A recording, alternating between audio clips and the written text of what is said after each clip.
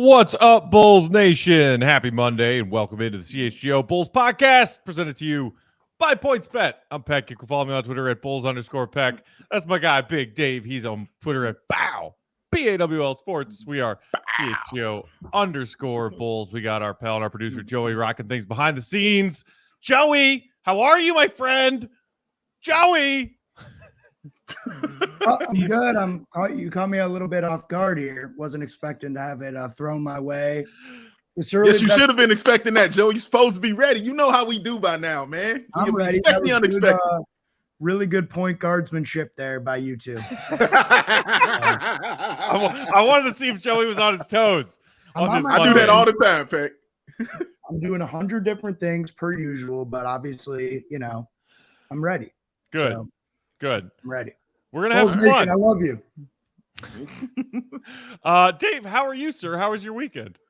Weekend was cool. I'm enjoying this weather that's going on right now. This is awesome. It's like cold and chilly and yeah, this is what I dig right now. It's going to be like in the 60s tonight. This is amazing. I heard it was hella hot in Chicago over the weekend, though. Was that an exact quote? Hella hot? That was the quote? I mean, that's just how I phrased it just now. But no, I heard it was in the triple digits in Chicago this weekend. I mean, honestly, I couldn't tell you, Matt, because I didn't go anywhere. I sat right in here, and it was like 70 degrees in the house. Like I don't know what it was outside. Honestly, I couldn't tell you what was going on out there, but I know it was cool runnings up here in the Watson household, sir. It was all good. Feel the rhythm, feel the rhyme. Get on up. It's bobsled time. We're not really shout out John Candy. Not in bobsled season right now, but I'll accept it. I will seriously, if that movie's ever on while I'm channel surfing, I will sit and watch it. It's that good. That's one of your ones you sit and watch when you cut on. Like that's the one. Yeah. Oh, for sure. Starship Troopers for me. It's well, that's also on my list of we'll sit and watch anytime it's on. Yeah. Whenever. Welcome to the Roughnecks. Rico's Roughnecks. Colin in the chat saying, "What's up, guys? Haven't seen you live for a minute." Also, belated props to Joey on the beer helmet pottery pack from last week. That was maybe one of Joey's best impromptu photoshops right there. It was great. He's got a few too as well, man. He's always doing something really funny when it comes to that, and I'm always watching him when he's doing it. I always know when he's doing some things, man, because he's just quiet and he's on that other laptop because he got like 6 of them set up. So he's got other one laptop and he's doing his things or he's checking in on his phone. But yeah, he's working on something silly when you see him just focused on that. But it's usually cool every time. Indeed. And shout out to Joel in the comments as well, hanging out with us. So Will is off again on this Monday, just like last week. He's I think he's traveling between locations in Brazil. So we gave him the day to chill. He and Mark K will have another Bulls HQ style episode for you guys Friday to bookend the week.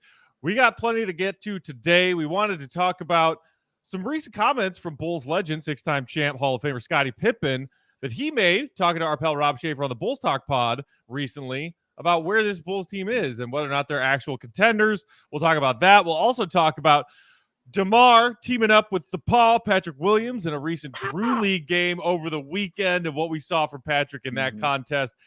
But we're going to shift gears and jump out of the gate with the breaking NBA news of today. It's August. You rarely get big breaking news stories covering the NBA in August, but this came to us from Shams Charania of The Athletic just like an hour or so ago. Thank you, Joey. This tweet: in a meeting with Nets owner Joe Tsai, Kevin Durant reiterated his trade request and informed Tsai that Tsai needs to choose between Durant or the pairing of GM Sean Marks and coach Steve Nash, sources say. He followed that up, saying Kevin Durant informed Tsai that he does not have faith in the Nets' direction.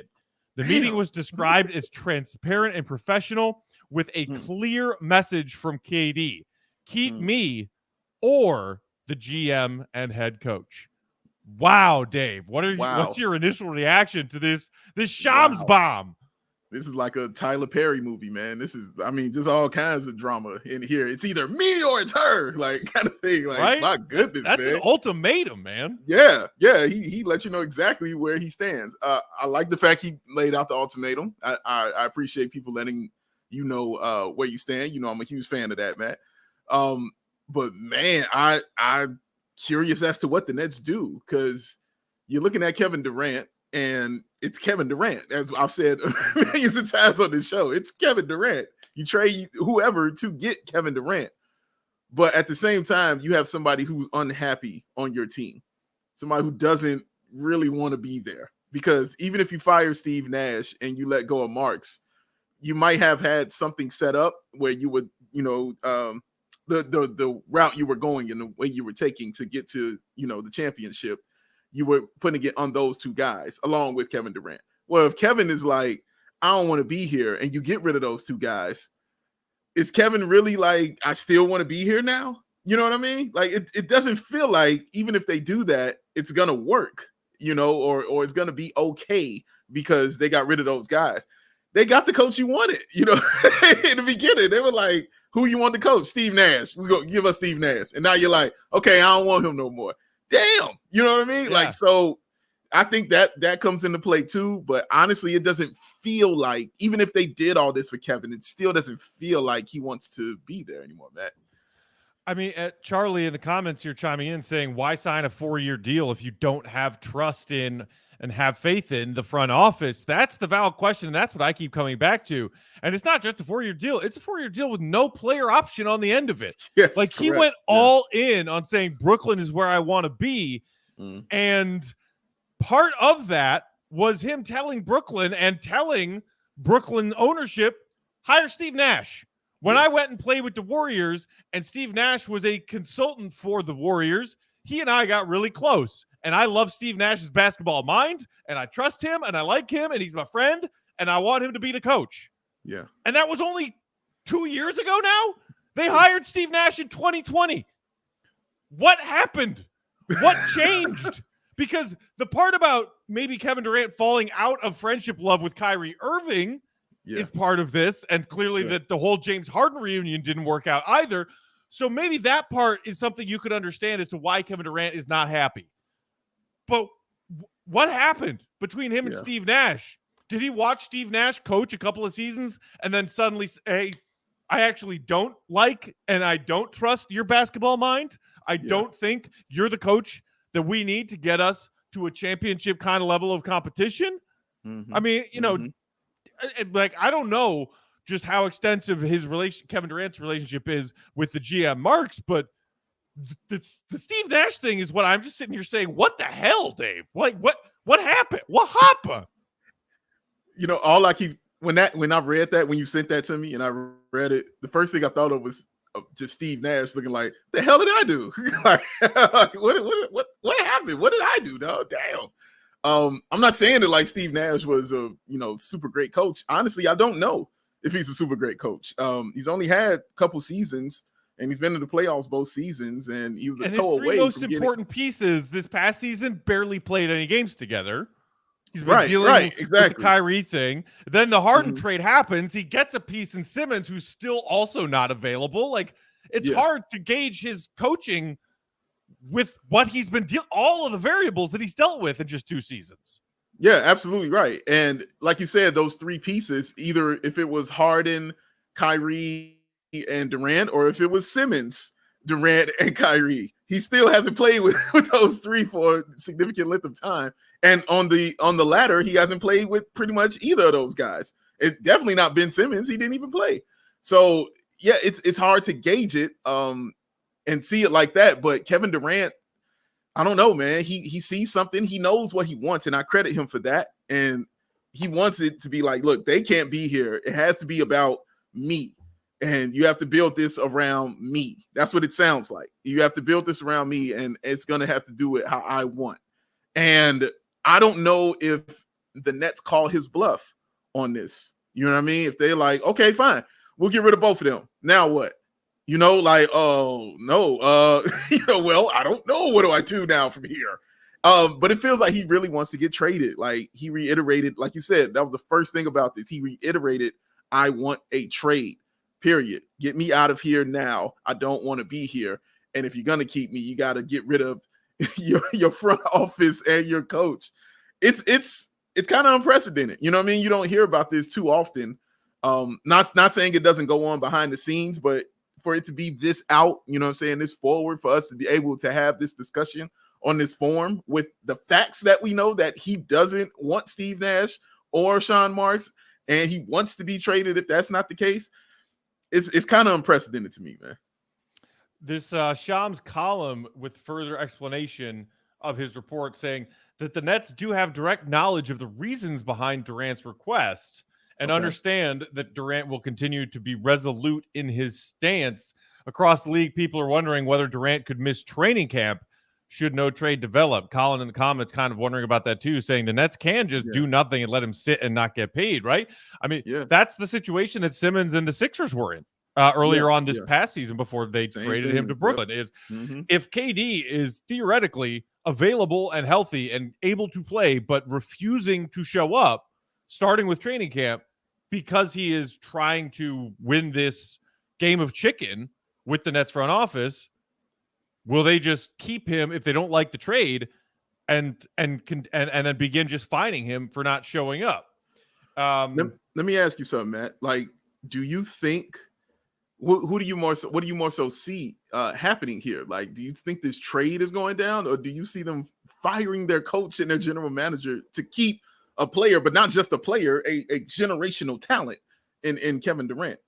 Well, here's the thing, because then the conversation turns to which teams out there are going to make a realistic offer for Kevin freaking Durant when we have heard what the Nets expect to get in said trade if one actually happens, and it's everything. Give us everything, right? Everything. All of the picks, not just 1, 2, 3, 4, 5, not 5, not 6, not 7, all of the picks and all of your young talented players. Yeah. The Celtics now for the last couple of weeks have seemed to be the front running team because they are the closest to being able to put together a package that the Nets would actually want, and that would be a package centered around Jaylen Brown, maybe also Marcus Smart, and then lots of picks. But our pal John Corellis over at Locked On Celtics, our former platform, shout out, said that he just doesn't think that the Celtics will pull that trigger because guess what? They just went to the finals without Kevin Durant. They did. Do they really need him? Because if they just keep building around this trio of Tatum, Brown, and Smart, and all of these complementary pieces, just trading away all of the most important complementary pieces and including one of those stars and all of your future picks to bring in one Kevin Durant, get you closer to winning a chip, because you were 2 games away from a chip just a couple months ago. That's true, but it's happened in the NBA before. And, to get old school on you, I remember when it occurred when the Pistons went to the finals the first time and they lost in 7 games to the Lakers. They had Adrian Dantley on their team, who was the man. And they traded Adrian Dantley the next season, during the season, for Mark Aguirre. And then they ended up going and winning a championship and another championship after that. So it's happened before that you've gotten close, real close, and you still trade an important basketball player to that team because you feel like it didn't fit your team. So I hear that point, but it's Kevin Durant. Like, I'm still making that trade. Like, I hear you. Oh man, we were close with him, but dude, that's Kevin Durant. You make that trade. And also, Matt, I think it may also be Kevin Durant saying something like trying to push a trade through because they want so much. It might also be him saying, okay, I know y'all want all this, but I don't want to be here, so you better get something. You know what I mean? Like, you better get something for it. I know you're waiting on some perfect package to get here to get me out of here, but I'm not going to allow you all to have that perfect package because I don't want to be here. You know what I mean? So I'm going to put some fire to your feet and try to get this up out of here like that, man. And man, it's just so it's kind of unprecedented and it's interesting to see. But you're right, Boston just feels like the smartest move for them. But I know the Nets don't want to do that because it's in their own conference. And so you don't want to see him like that. But if you're getting back real talent, you've got to pull that trigger on that. And if I'm Boston, I definitely pull the trigger on this, man. Like, you don't pass up on Kevin Durant because you became 2 games away from the finals. Like, you get Kevin Durant to get the other 2 games of the finals. Yes. That's why you get him. The other interesting note about the KD Boston tie from the Shams Charania latest today is that he made note of KD's close relationship with Ime Udoka, who was an assistant in Brooklyn when KD got there, also served on the staff for the 2020 Olympic team that KD was on, and that maybe that could be one of the reasons why Brooklyn and Boston might make this happen, and KD wants to go there, is because apparently he has now become disillusioned with Steve Nash as an NBA head coach, but Ime Udoka is somebody who he has a solid relationship with and perhaps respects as a coach. I mean, Ime Udoka was a young first-time coach who got off to a rocky start and then figured out the pieces and then took that Boston team further than they had ever been before. So he did. There maybe like there is some logic you could see there as to why it just keeps being about the Celtics when clearly like it was Phoenix, then the Ayton thing happened. The Celtics, the Suns are off the table. Shams did also mention that Toronto and Miami are the two other teams, along with Boston, that could still be involved here. Meanwhile, Claire's saying, please no KD. If you go anywhere, go west. Yeah, I was about to say that, Matt. The three teams you just mentioned, all are East, Eastern Conference all teams. in the East. For a while we were all happy, thinking, "Oh, Kevin Durant's going to go to Phoenix and leave the Eastern Conference." Hallelujah! Nope, nope. Staying put right here, man. They got the best packages to offer. Phoenix, we know what happened to them. Their thing went out the window when the Pacers put that fire to them. So. Yeah, man. It feels like he's going to stay in the East.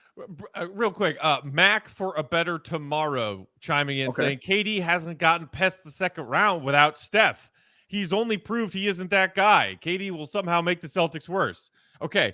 He hasn't gotten past the second round without Steph. Yeah. I think been to a finals, brother. I think did he all the way back in 2012? Did he take a young Thunder team to the finals? Because he did that.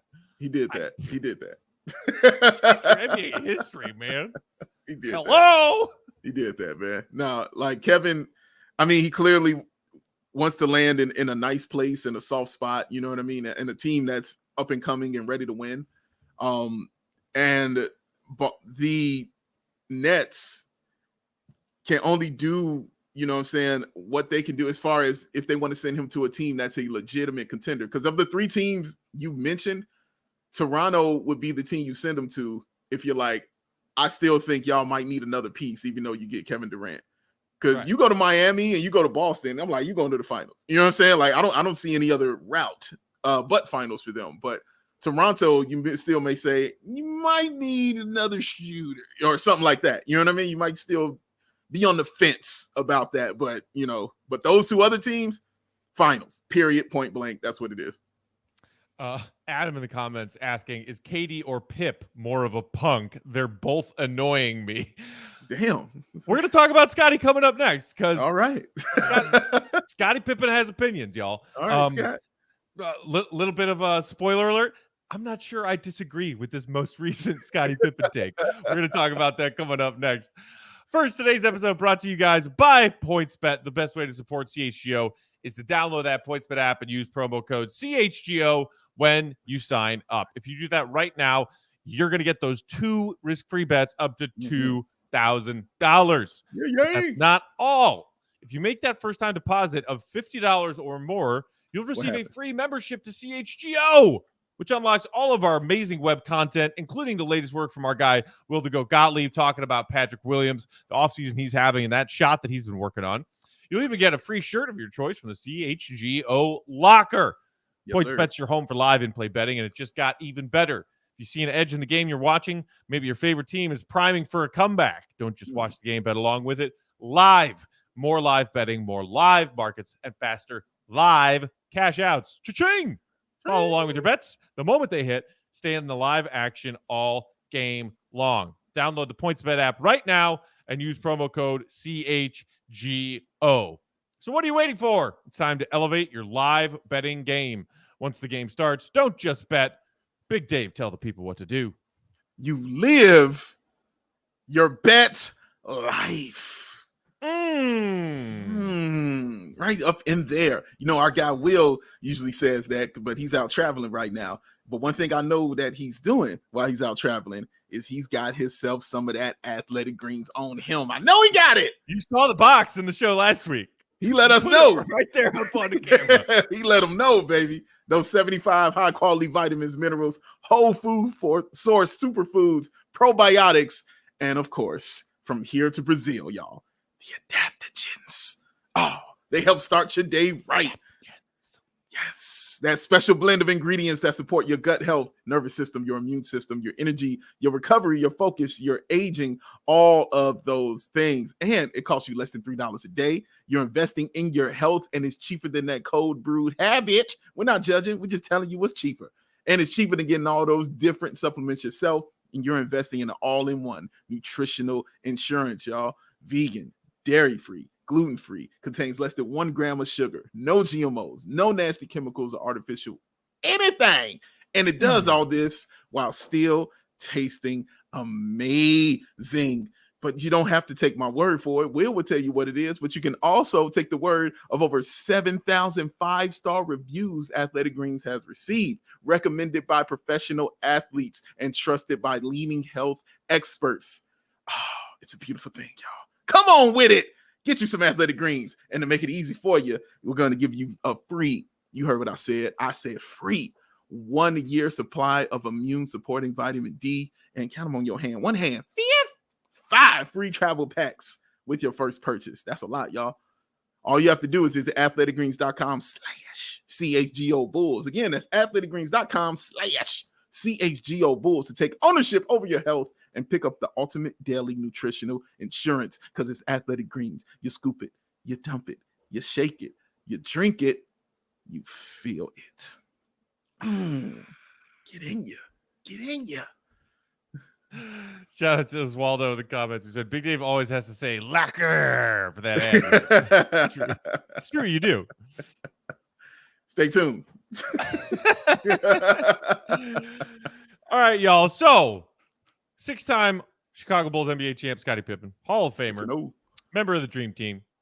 He was making headlines a lot in the last couple of years during COVID when people were watching The Last Dance. People were sort of revisiting the history of Pip, the beefs he had with ownership and management back when he was with the Bulls, the trade demands and all that stuff. And then he came out after The Last Dance and wrote his book that was basically his response to feeling a little bit betrayed and portrayed in a negative light in The Last Dance documentary. And then meanwhile, he was also working on promoting this new bourbon he came up with. And he was going around and doing all these interviews across all kinds of media, saying all kinds of wild shit about the old days, which Bulls fans remember as the good old days, but we all know that there was also a lot of drama in those good old days for all of the members involved.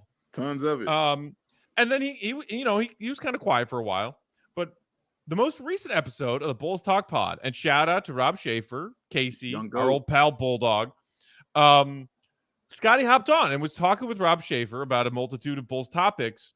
But the thing that was most interesting is where he feels that this team is coming out of last season and going into this season. And I don't think that this was just Scottie saying stuff to get attention, to ruffle feathers. I think that these were some honest thoughts that Scottie had about where this team is. Joey, do we have those quotes from Scottie in this interview that we can throw up on the screen real quick? So here it is. I thought last season they definitely made some acquisitions that made them better. Throughout the regular season, they definitely looked a lot better. I think that DeMar DeRozan brought some firepower that they needed from an offensive standpoint. But I think postseason, they sort of fell back into the slot they've been in for the last 10 to 15 years. They're just not a team built for the postseason. Scottie continued saying other teams out there are continuing to improve. Milwaukee's still going to be strong. Miami. So even the improvement that they're making is drastic improvement. Other teams are making moves too. So they're really not giving them a chance to close that gap. Big Dave, thoughts on these thoughts from Scottie Pippen? I don't disagree with him. I disagree with some of the logic, but I don't really disagree with of what he's saying. I don't have the Bulls making that deep playoff run. I mean, I don't have them in the Eastern Conference Finals. I know you don't have them in the Eastern Conference Finals going in, but I've always said when they made these moves that it was a process to it. Like the Bulls are having to, and you heard me say this 1,000 times, Matt. I was like, we're just learning how to actually not even walk. We're learning how to crawl. You know what I mean? Like for real. Like the Bulls couldn't do anything. They had to learn how to crawl, and that's what last year was for me. That was crawling. Like just learning how to do that and getting comfortable with your team actually winning games. Like, because again, he can say 10 to 15. I'm like, bro, I ain't seen him win a team in like 7. You know what I'm saying? Like, it's been a minute since I've seen a winning team here in Chicago. So I was ecstatic about going to the playoffs and just getting a victory. I didn't expect them to make a deep run, and I don't expect it this year. Do I want to be wrong? You damn right. I want to be wrong about all of this. All right. And I will show you what my wrong looks like if the Bulls are in the postseason when you see me running up and down CHGO studios, losing my damn mind because the Bulls are going to the Eastern Conference Finals or something like that. I don't give a damn about being right or wrong on that. I would love to be wrong. I'm looking forward to it. All right. But I agree with him. I don't think that they're that playoff team yet. You know what I'm saying? I still think they're still learning and figuring out how to do certain things, and guys are still developing. And we still need to know about the health of this team, because I thought that's when I say I disagree with the logic of it, Matt, because I think he left that part out when he said they fell back into that team they've been. Like, no, bro, they failed because they were injured. Like they fell down, literally. Like they fell down, and a lot of players weren't available. So I don't know. I still honestly, and I don't think anybody can sit here and give me an honest assessment of a Bulls playoff team and what they are in the playoffs, because everybody wasn't there, including your starting point guard, who was a huge integral piece for that.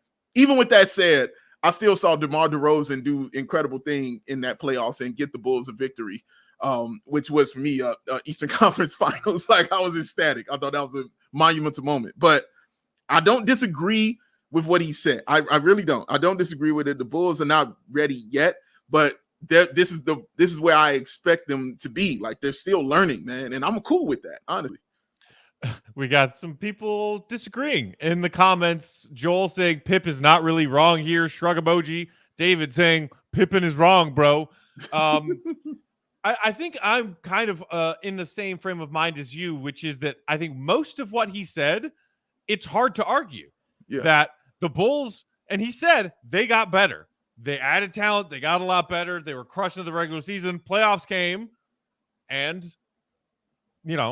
and that ended the way it ended.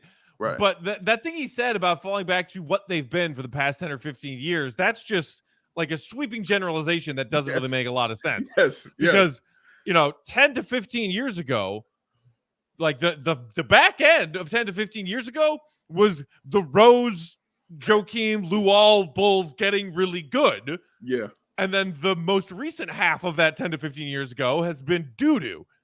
So like to just say, oh yeah, they just fell back into what they've been they've been a lot of different things over the last 10 to 15 years. It's not all one thing that they've been. Yeah. So I think that was just a slightly misguided comment from Scottie. Correct. But the overarching thing of what he was saying, which is there are other teams in the East that are still better than them. Some of the teams in the East that were better than them last season got better. Some of the teams that were about the same as them last season also got better. So to confidently say coming into this season, the Bulls are going to be one of those teams in the East, one of the last teams standing in the East. It's hard to look at what happened last season, what transpired this offseason, and say otherwise. I think for the most part, other than that weird 10 to 15 years comparison, I'm with Scottie on this.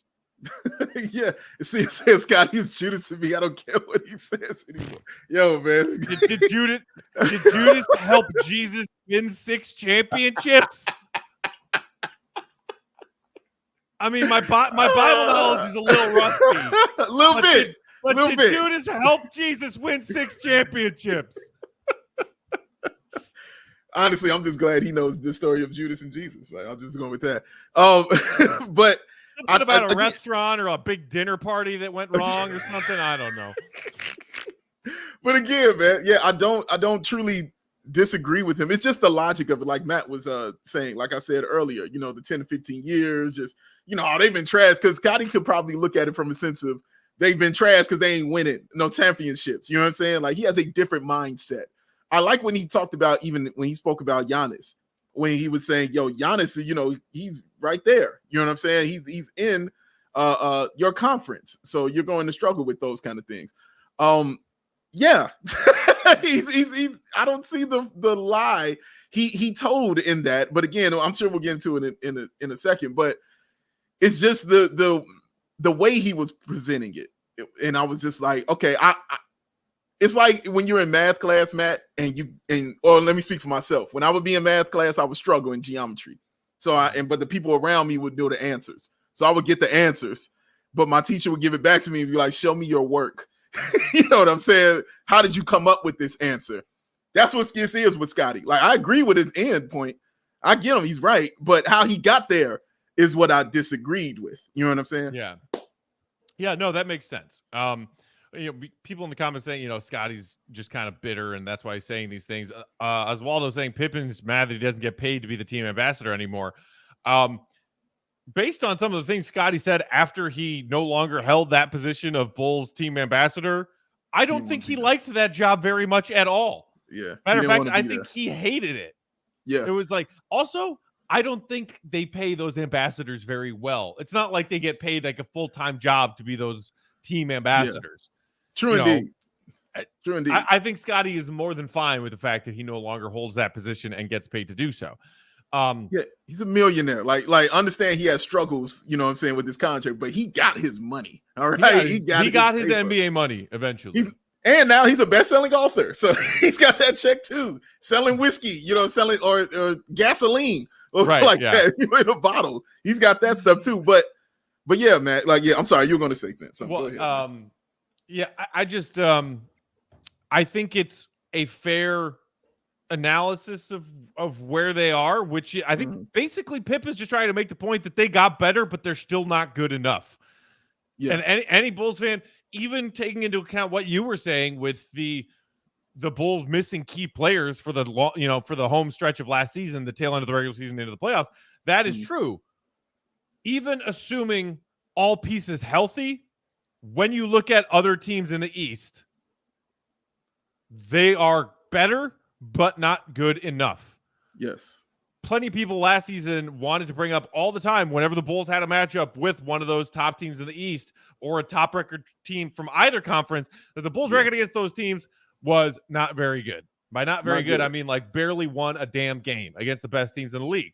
They were slaying bums and they were winning games against mediocre teams. They could not beat the best of the best.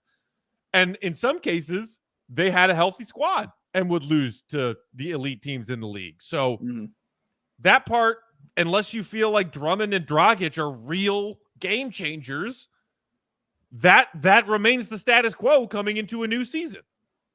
Yeah, I'm not mad at anybody going with that status quo. I'm not going with it, but I'm not mad with anybody going with it because the proof has already been shown to you. You know what I'm saying? Like, you already seen it like that on the floor. But I'm interested to see how it comes back this season. But that was the other thing I said, but I wanted to touch on was what he said about Giannis. And because he said, you know, until you find an answer for Giannis, you're not winning. And my first thought, Matt, was nobody's got an answer for Giannis, Scottie. That's not how that works. Like, you don't have to have an answer for Giannis. You just have to have a dude on your squad. You know what I'm saying? You don't have to have that Giannis answer. Boston showed you. You don't have to have the answer for him. You just have to have to have an answer for beating the rest of the team. Correct. You have to have that dude on your squad. And that's what that answer has to be. Like, who else do I got on my team who can, if Giannis is doing all that, who do I got? You know what I'm saying? Like, what else can I do? So we know what DeMar DeRozan can do. We know what he can do. We saw him do it. Now we're looking at Zach LaVine, and can he be healthy enough at that time frame in the playoffs to do it? You know what I'm saying? Like, we got to see that from him. So that's how you combat Giannis, not getting another dude, not doing what they used to do with Shaq and just throw 7-foot tall dudes at him like that was going to do anything. It's not. That's how you get Todd McCullough and Chris Dudley getting embarrassed. Like, that's not how that works. You have to go and just get somebody who is good also that can kind of match him, you know what I'm saying, and his output that he's got going on.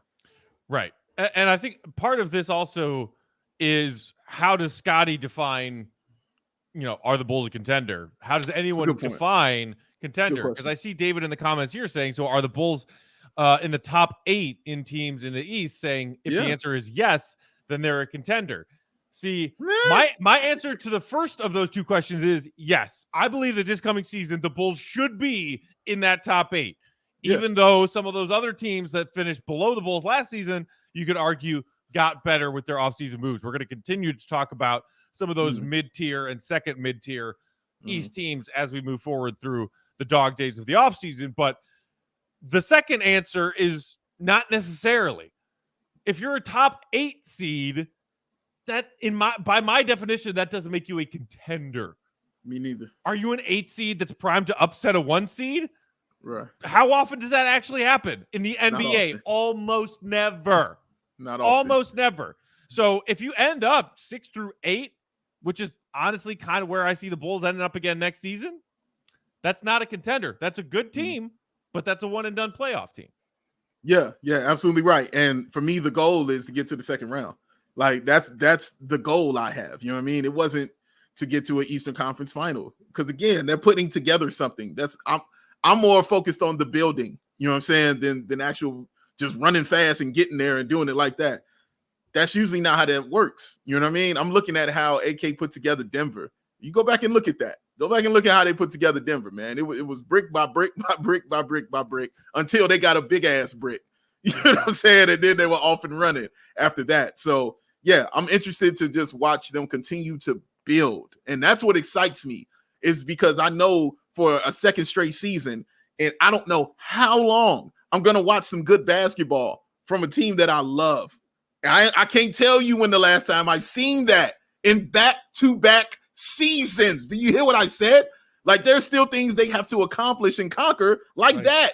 Like getting 50 wins. 13-14 into 14-15 is the last time the Bulls had 2 legit good back-to-back seasons. Come on, man. That's almost teenagers for kids who were born at that time. You know what I'm saying? That's a long time, bro, to see that in good basketball from the Chicago Bulls. So yeah, it's a lot to work on. And this is what the process kind of looks like, man. It's not fun for everybody. You know what I'm saying? But I know what they're trying to do in my head. I do. I feel like I know what they're trying to do. So, and that's why my goals might be a little bit different. But Scottie Pippen is a champion. You know what I mean? Like Scottie Pippen played with the greatest player ever to play the game of basketball and overcame some incredible obstacles to never lose in the NBA finals. His perspective is different. You know what I mean? And it should be because he knows what it takes to get there. And he's like, they don't have what it takes to get there yet. And I can't disagree with that. Yeah, I mean, by the time that Scottie arrived in the NBA in the late 80s, MJ was already ascending to be the best player in the league, and he was like in playoff battles right out of the gate as a young NBA player.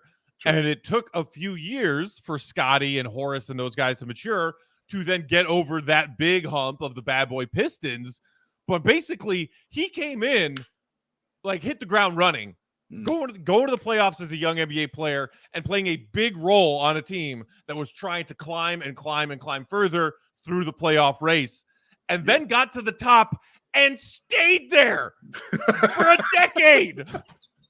So you are absolutely right in that his perspective when it comes to what's a good team in the NBA, what's a contending team in the NBA, different. Yeah, man. Because he was a member of arguably the greatest team sport dynasty in modern American sports history. Yeah, exactly. It's like a billionaire not knowing the price of milk. Right. You know what I'm saying? Like, what's the gallon of milk these days? Like 50 bucks?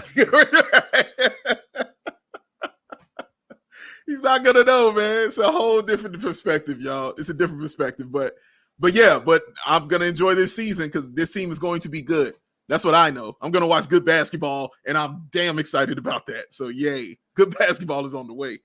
Brian says that he agrees with you, Dave, and that Pip knows playoff basketball. He certainly clearly he played in a lot of it. Played in a lot of it. A lot. All right, so there's that. Interesting thoughts from Scottie Pippen. Anytime a member of the old Dynasty days, pokes their head out to share some thoughts on the current Bulls, you got to talk about it. So with the time remaining, we are going to talk about Patrick Williams have a little fun in Drew League. But before we do that, Big Dave, one more shout out to our friends at PointsBet. I shall. What up, Bruno? How you doing, man? if y'all enjoy CHGO and what we do right here and what we talk about and what we yell about and laugh about and all those cool things, one way to continue to help us to grow is to download that awesome PointsBet app and use that code CHGO when you're signing up, because not only are you getting those 2 risk-free bets up to $2,000, but if you make a $50 or more first-time deposit, you will receive that free CHGO membership, which unlocks all of that web content, and you'll even get a free t-shirt of your choice from that CHGO locker. Have you not seen the new Dylan Cease t-shirt? Oh, that joint is nice. That joint is nice. And all the people here in this beautiful state of Illinois, this wonderful city of Chicago, where it might look like the apocalypse is happening outside, but the weather is amazing because it's low 70s, baby. You can download that PointsBet app right now and register your account from start to finish and do it all from your phone. You'll be signing up with the fastest sportsbook easier than ever, so you can start living your bet life. When? In seconds. So what are you waiting for? Because once that game starts, you don't just bet. Joey, tell them what you do. You live your bet life. Oh, the dramatic pause. And he's there. At the buzzer. Yes, at the buzzer, right. Paxson for 3. Got it. Hey, at the 3. Look at that shirt. There is that dope-ass new Dylan Cease shirt. I love it. I am jealous as a Cubs fan that we don't really... We can't have nice things. He was not an all-star. He was not. He was not an all-star. Insane. Shout out to Bruno tuning in from Brazil. Hey, find the GOAT. Go find the GOAT. He's there. Go find him. Somewhere. He's in the capital of Brazil, right? Bruno's in the capital. Let's find out where the GOAT is. We'll find out tomorrow when we talk to him where he's at. If he's in the capital, we're going to put y'all together. Indeed. All right. Pat Will, Drew League. Devon in the comments saying how much stock are you guys putting into Pat Will's Drew League game? Well, let's check the game tape and then we'll talk about it. Joey, do we have this clip that our guy Will the Goat Gottlieb posted of some highlights for Pat in Summer League? Oh, shout out to the GOAT for putting this together. Look at that arc splash. That 3-point shot right there from young Patrick. That's a defensive possession right there. Go on and get that up out of here, little fella. You're too small. Too small. Let me get you some right there. That's that pause. But fake you. Back you down. You too small, little fella. Ooh, with that. It didn't hit the shot, but I love that little turnaround fadeaway for the baseline. Because it's a confident shot, Matt. Mm-hmm. You know what I mean? And way to run and getting the ball up the floor, having a vision to do that. That's one thing they thought that he was going to be able to do when they drafted him. One of the things he will be able to do. And so it's good to see that as well. But yeah, that for me, Matt, I enjoyed all of this because I guess I'm looking at it differently than probably most people, because I saw people complain, oh, you had 14 points. Like I wasn't looking at that. You know what I mean? I was just looking at the confidence. That's what I wanted to see. The ball handling and the confidence were the two things I was looking at for Patrick. Look at that. My God, that's terrible. That's terrifying, dog. Like if he could do that it's terrifying. But that's all I was looking at. And he did things in this game that let me know that he has got some confidence now. I don't know if it's at 100, Matt. I don't know if it's at 80. I don't know where it is on his level, but he definitely has gained more confidence with his game. You know what I'm saying? Within his game. Doing that turnaround, that's some Luka stuff right there. That's beautiful to watch. That one where I'm sure we'll have on here, I think it's the last thing on here, where he taps up the guy, like tapped him up. He missed the dunk. I think this is it right here. Yeah, this is it right here. Oh, come on, give me that. Give it. It's just, that was vicious to me. Because the last dribble, Matt, those are handles of like an NBA player. Yeah. You know what I'm saying? That's a legit NBA basketball player handle. When you go back through your legs with the left to the right and you kick to the bucket and you go dunk that joint. So that's the stuff I was looking at, man. I was happy to see him be confident, and I was happy to see his handles improve. Right. So we got some people in the comments saying it still seemed like he was deferring. He deferred to DeMar. Somebody else saying that he even deferred to some scrubs on the Drew League, some of his Drew League teammates. But then most everybody else in the comments is just talking about how his handles look better, how his handles look tighter, look cleaner, looks like he has a little bit more in his bag. And I agree watching that tape from his participation in Drew League, that those handles from Pat look like better handles than anything we've seen from him in an NBA game. I wonder, and it's a question, plenty of people ask, is like somebody who's, early in the comments said, how much stock do you put in this? Mm-hmm. Are his handles better in a random Drew League game because he's not being guarded by NBA players, or not all NBA players? Is he more confident doing more handling the ball because he's not getting D'd up by elite NBA defenders? I think it could be both. Maybe his handles are better, and the Drew League would be a great opportunity for him to see if he can do a little bit more with the handling that he's been working on. But it's still, to me, like, okay, can you show us that in an NBA game?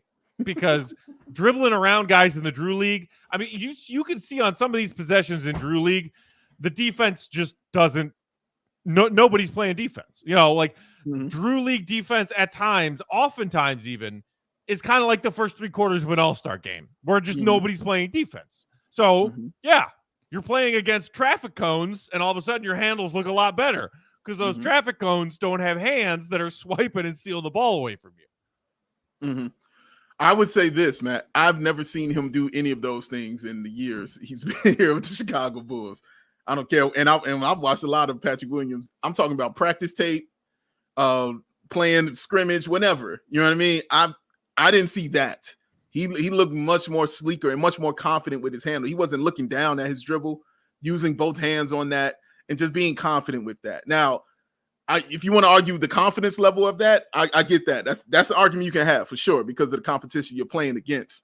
But the skill, I don't think I'm ready to argue that at all. The skill is what it is. It's just what it is, period. The confident fade away, yeah, you can argue that. Will you be comfortable enough taking that shot in an NBA game? Okay, I get that. But him tapping up, doing things I've never seen him do as far as what he did with his ball handling, I think he just has that, or he's working towards getting that better, I should say, in his game, more so than against competition who he's playing against, because I've seen him play against that kind of competition before, and I didn't see that as far as his handle was concerned. That's fair. That's fair. The other thing that I did see from Pat that I liked, and I was wondering if you noticed the same, is the way that he, and you kind of touch on this now with as far as like having more confidence in his handles to keep his head up. Some of the passes that Pat made in transition, some of the one-on-one aggressive moves he made in transition, he made like some full court passes. Then he also had a couple of full courts where he just went coast to coast with, as the ball handler. That is new. That is something that I haven't really seen from Pat. And you wonder if he can add that to his game, because I think one of the primary knocks on Pat from Bulls fans and anybody watching the NBA in his first couple of years in the league is, does he have that potential to be a more well-rounded and dynamic threat offensively? And if so, does he have the court vision to be the guy to bring the ball up or to do some kind of quick strike pass in transition? Or does he have the confidence capability, if he's the one grabbing the rebound, to put the ball on the floor and bring the ball up and either look for an open teammate or just take it himself and get a shot up himself? I saw more evidence of that, especially in grab and go transition opportunities, whether he was passing or looked to create for himself. And also, man, I mean, he wasn't even going full speed. Honestly, he was going half speed against these guys. Obviously, because he's a professional athlete. He wasn't even going, full speed against them. But the things he was doing were at a high level. So going half speed and doing high level things for me is really good, and kind of what I wanted to see. It was the difference of, and I think, what's that guy's name? Jello, excuse me. LiAngelo Ball also played in the Drew League, Matt. He dropped 51 points. Okay. I believe he's never lost. I think you're correct. I believe you're right. I watched the highlights of that 51. It was a pickup game 51. You know what I mean? It was just, I'm gonna shoot these threes and I'm gonna get these easy rebounds and putbacks, and I'm gonna get those 51 points that way. There was no real skill there that he was working on You know what I'm saying? No real thing to be like, oh, snap, he belongs in the NBA. No, it's just a dude balling out in the pro-am, dropping 51. Patrick Williams, I'm watching out there like, this dude's working on stuff. You know what I mean? Like, he's going half speed, making sure he's got his confidence right so he can be a better basketball player for the Bulls. Another thing, I like the three-point shots too. I just do. I like the three-point shot. He's a solid three-point shooter. He didn't take a lot of them, you know what I mean, with the Bulls, but his percentage is really high when he takes those three-point shots. So I'm interested to see if that will continue, because I think there's going to be an uptick in the number of attempts, at least, for Patrick Williams on the three-point shot. But watching that pro-am, Matt, I can tell he got better. And that's something I don't think anybody can sit here and really debate me on, is the fact that he got better. He looked like a better basketball player. Period.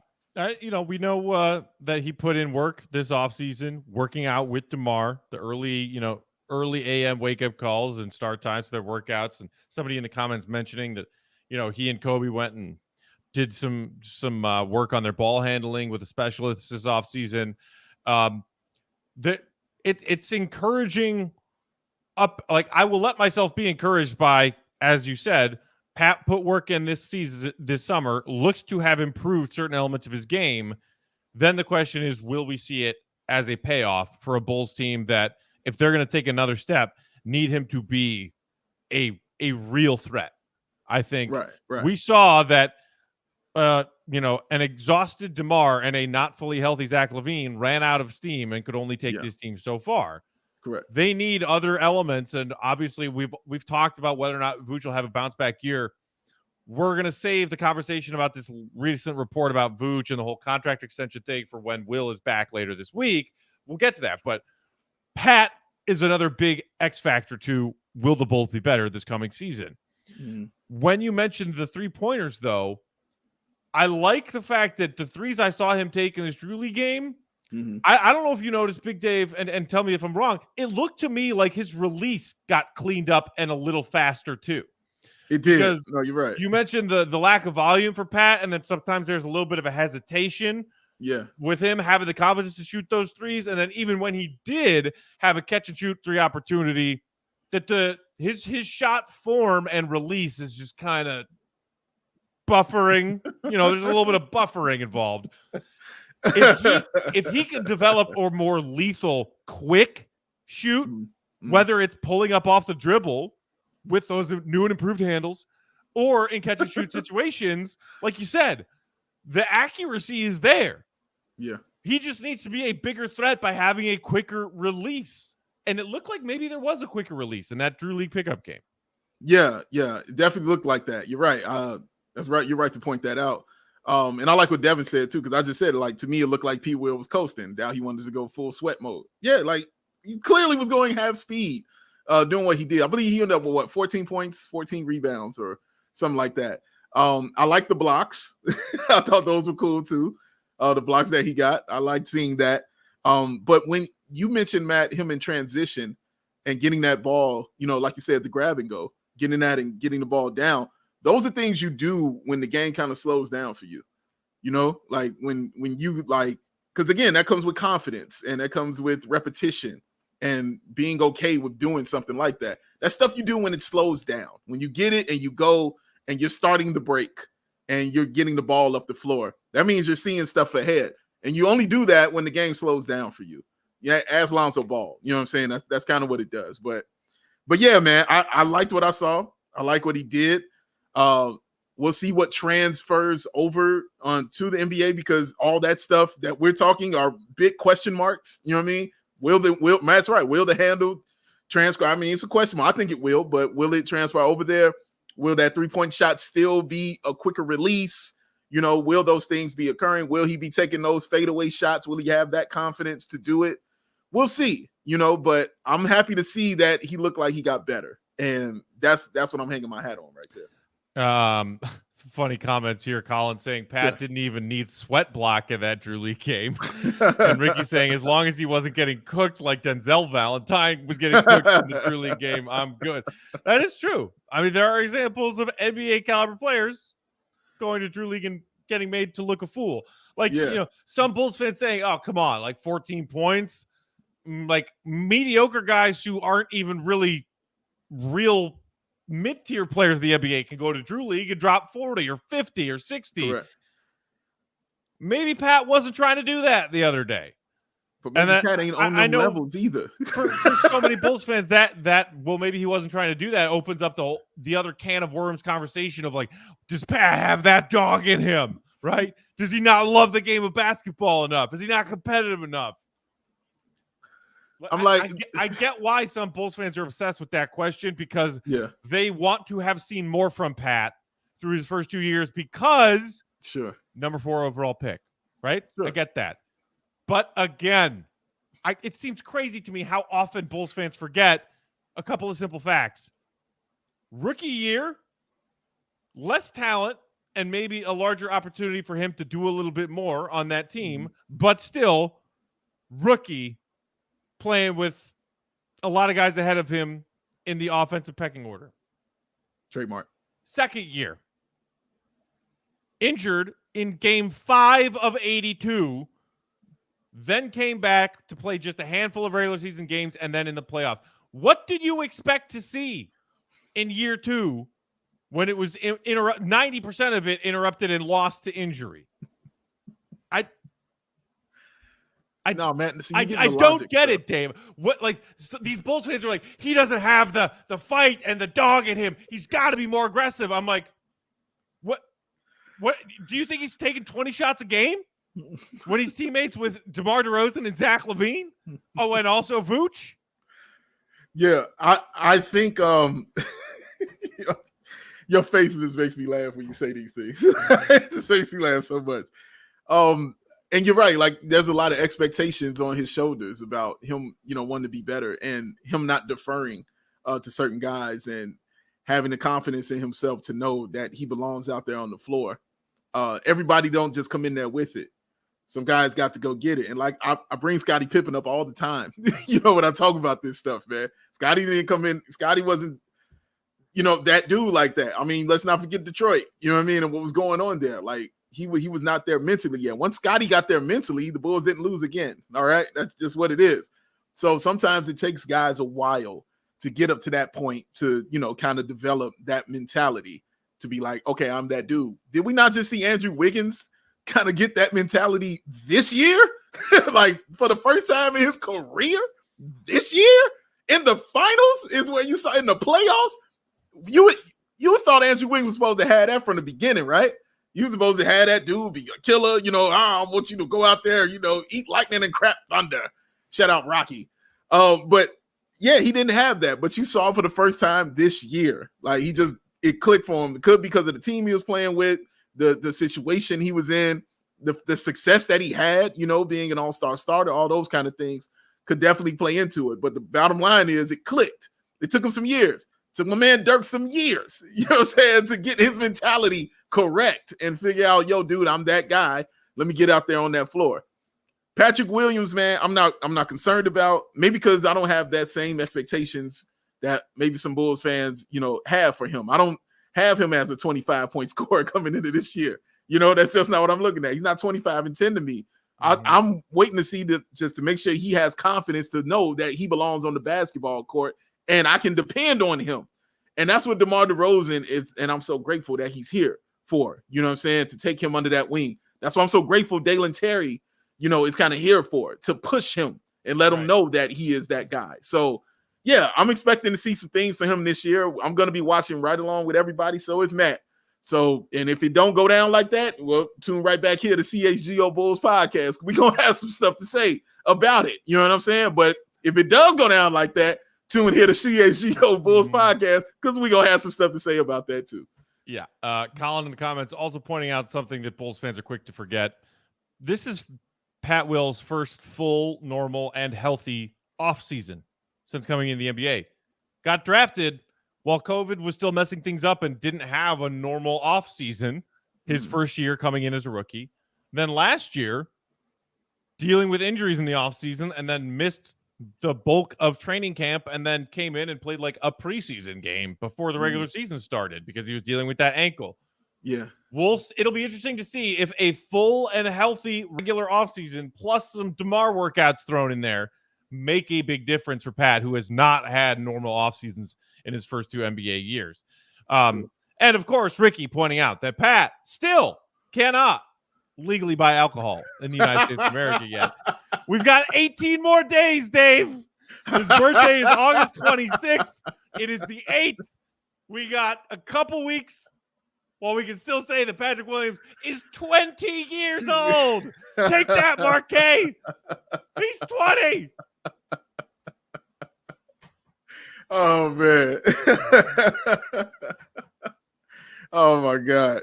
Oh, I see what DeMar said. Come on, Dave. Scottie came from a small town in Arkansas that people all over Arkansas didn't know existed. I don't know what that means. Has to do with what I'm saying. How dare you besmirch the beautiful and noble town of Hamburg, Arkansas? Shout out. Shout out Hamburg, Arkansas. Yes, and Marquette definitely, I just know he's got that tweet ready to go. Oh. He doesn't just have a tweet ready, Dave. He's got a thread drafted and ready to go about why no Bulls fans should be allowed to remark on the youth of Patrick Williams anymore. Shout out, Marquette.